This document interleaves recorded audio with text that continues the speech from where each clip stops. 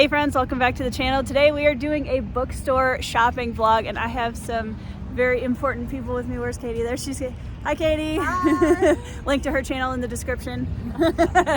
So today we are going to start with Barnes & Noble. We're going to go to some other stores and we're not going to buy any books, right? Definitely not. Definitely not. See you guys later.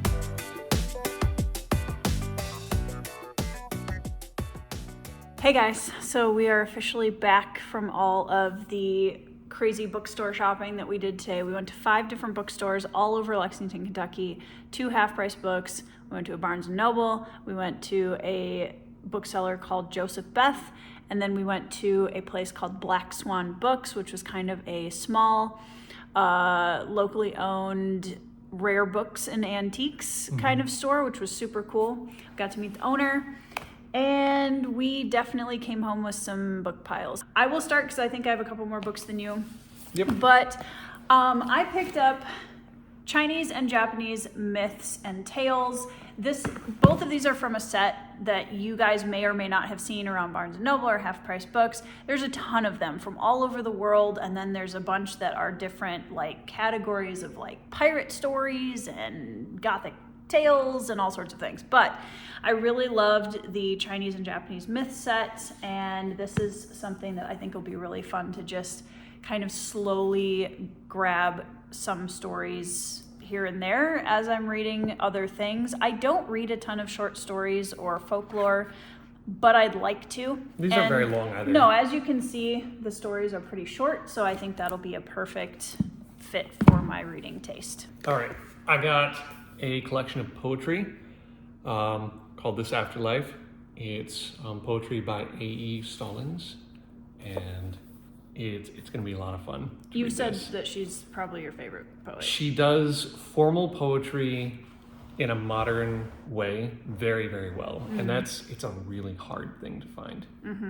But I really appreciate her work. And it was fun to see a collection in one book from a whole bunch of different sets that she had done. So that's really cool. I look forward to that. The next one I got was at the same store where Ben found the A.E. Stallings book, and this is showing my nerd a little bit. This is 10 Best Kentucky Derbies. We're here in Kentucky. I've been here so many times before in my lifetime, and I love this state, largely because when I was a kid, I was a horse nut, and so horse racing and all of the farms and all of everything, I was obsessed. I knew a ton of lore about the horse racing industry, and this one just looked super cool. It's pretty short, but it has like the lead up to all of the 10 top Kentucky Derby runs, and the foreword is by one of the top trainers, and I'm excited to read that. But that was kind of my nerdier pick of the day. So I picked up a copy of Our Town, play by Thornton Wilder. It hardly cost anything at all, and it's a really, really good play.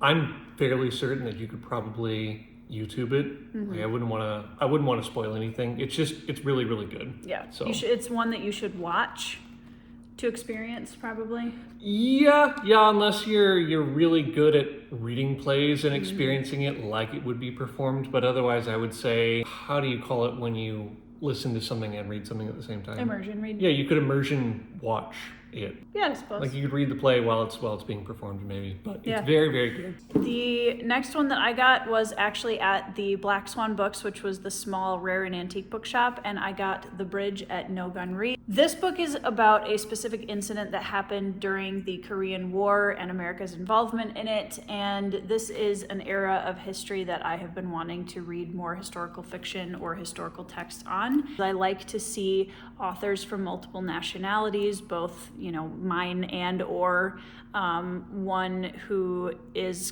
Korean or in that specific culture, because I think that just adds so much more nuance and kind of a 360 view of what's going on in that particular era of history. So I'm excited to read this. It's not super long, and it's already Mylar wrapped, which was lovely. I got the artist's step-by-step guide drawing. Sketch art is something that I would like to get better at, and I thought that the beginning steps of this, where they just give you different exercises, like the first exercise is like you're drawing a pencil.